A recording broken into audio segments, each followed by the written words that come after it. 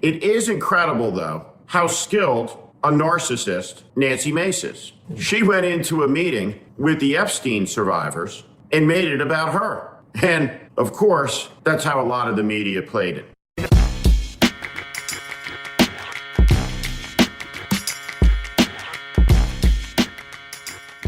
What's up, YouTube? Drill Sergeant here.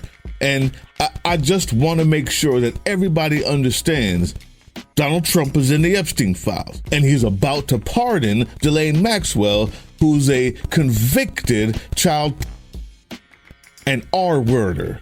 And this time, it's not just my normal reminder before I get into the story. It is the story. You see, Nancy Mace busted out the scenes yesterday, crying, panic attacked, and just couldn't handle it because she was talking to one of the victims of Jeffrey Epstein. And it's gross. It's not easy. It's uncomfortable. It is sad. On the other hand, Nancy Mace is a piece of shit. Horrible, disgusting piece of shit. Someone who polices bathrooms and tries to get trans people.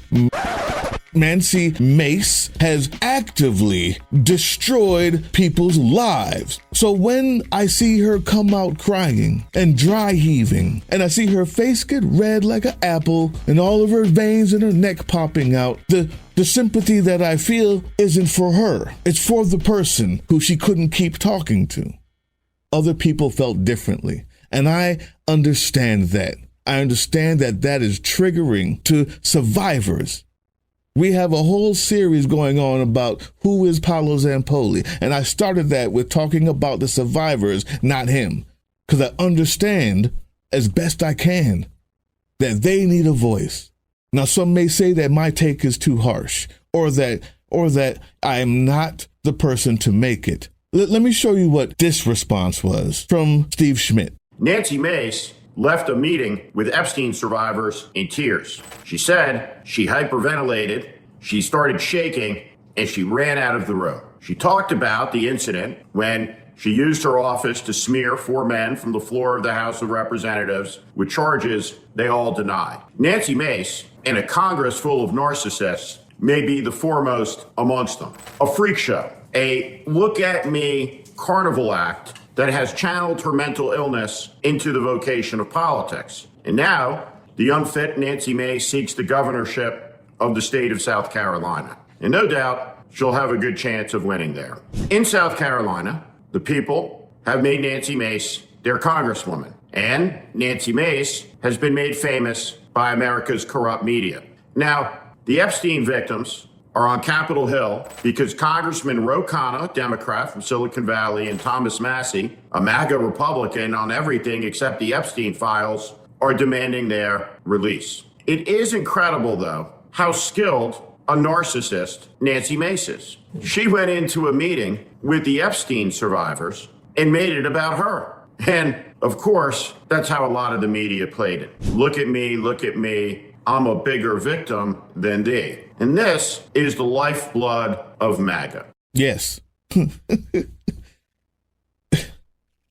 What don't you get? That's tough, I know. No one on the left came out to say that. And it's for good reason, because we see the whole context and we just don't want to say somebody's lying about their abuse. I, for one, am going to say, I don't care. That's harsh. I know. The truth is the truth. I don't give the benefit of the doubt to liars. You shouldn't either. Giving the benefit of the doubt to someone who's proven themselves to be a liar, a cheater, a thief, a dangerous person is putting your family and yourself in danger. But because we don't understand the dynamics of war versus peace, we'll fail again. We're going to fail again. If we have elections in 2026, we may just win the House or the Senate. It's a long shot. There's a lot of ifs. If we're allowed to have one, and if we just so happen to win, if we're not electing people like Mamdani, like Jasmine Crockett, like AOC, we're going to lose in 2028. If. The main reason why someone's not willing to say what I just said about Nancy Mace is because they have a certain thing inside them that feels a certain way when they say it, because for the most part, we shouldn't act like that. That's true. On the other hand, if you realize that we're in war, you'll realize that the rules change. Part of the cost of war isn't just people dying. The cost of war is PTSD.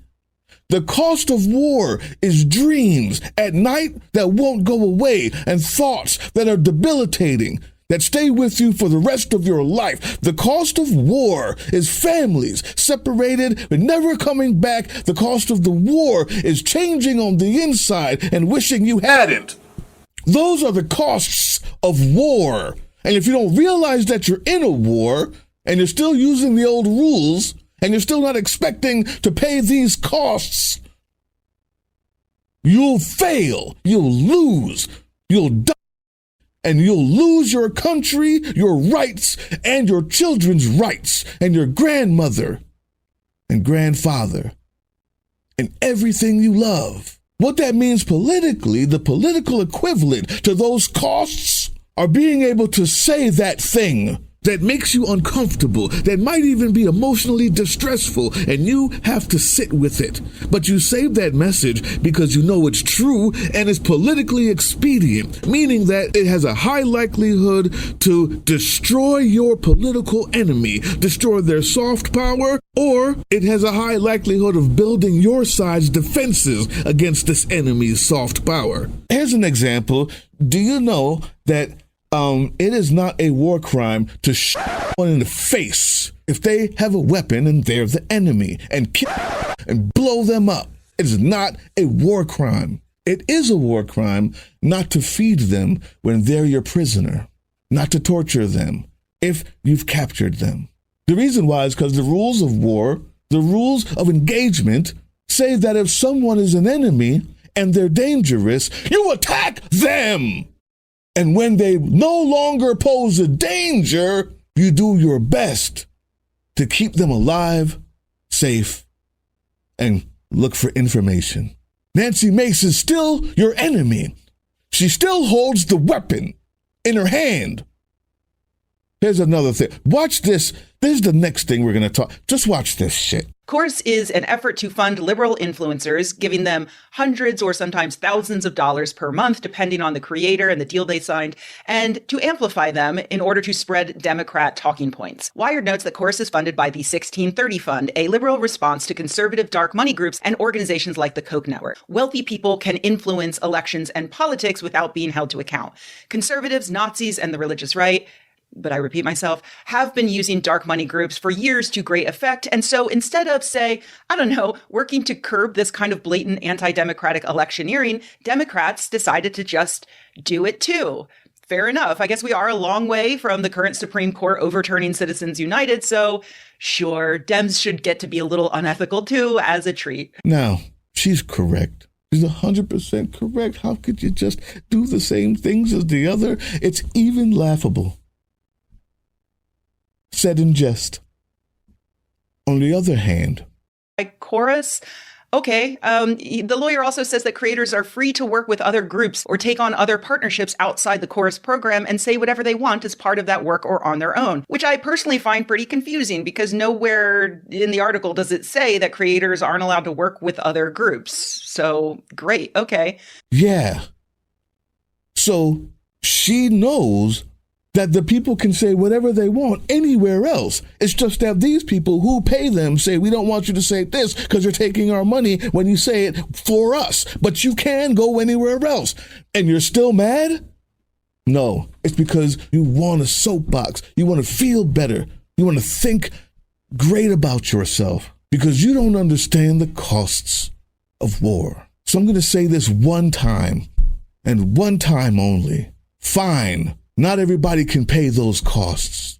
So if you don't understand the money that it takes, if you don't understand when we're at peace, what rules are to be used, and when we're at war, what is considered a war crime and what's not, if you don't understand that in peace we cannot gerrymander, you put forward bills to make gerrymandering illegal.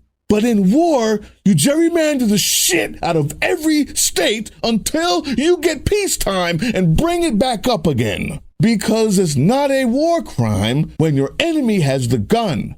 It is to pull the trigger when we're not at war. We're at war. And if you can't accept those costs, you can't accept having people fund people on the left? Ooh, a liberal group giving liberals money? Then shut the fuck up.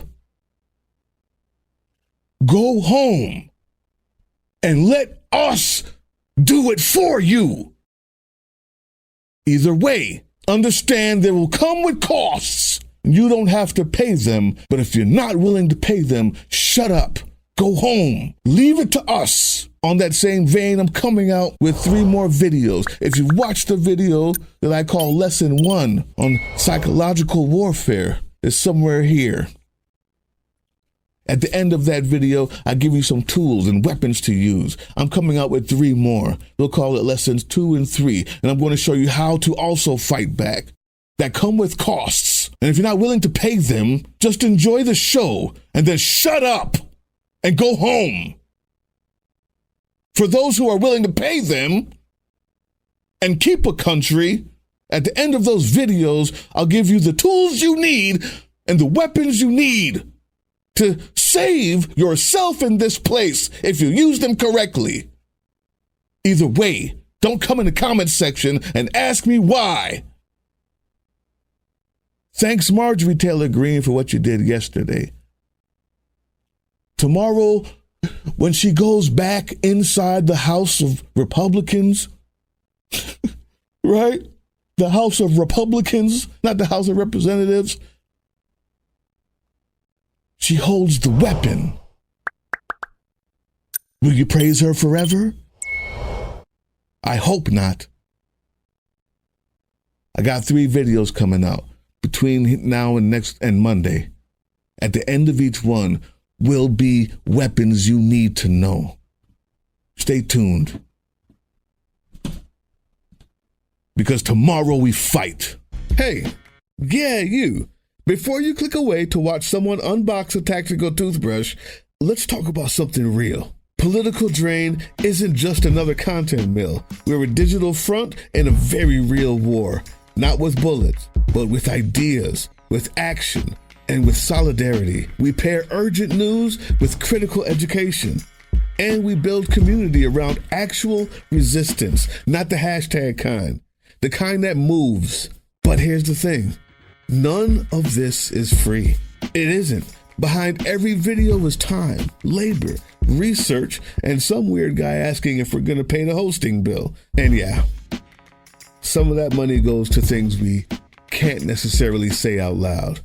If you know, you know. Let's just say our special ops aren't Call of Duty LARPers. They're people making real moves to protect, uplift, and organize. You're not just funding a channel. You're funding a resistance network in a world where capital still calls the shots. Unfortunately, in a system built on artificial scarcity, even mutual aid has a price tag. And if we want to grow, if we want to win, we need your help. We need your help. So if you've got even a few bucks to spare, toss it our way. It's not for ads. It's not for merch drops, but for people making moves in the shadows so others can do it in the light. It's just us and you. So fund the mission, fund the fight, fund the future, because nobody's coming to save us. We save each other. That's how this works. Follow us on all these things you see here, and our link tree is in the description. Maybe even get some merch.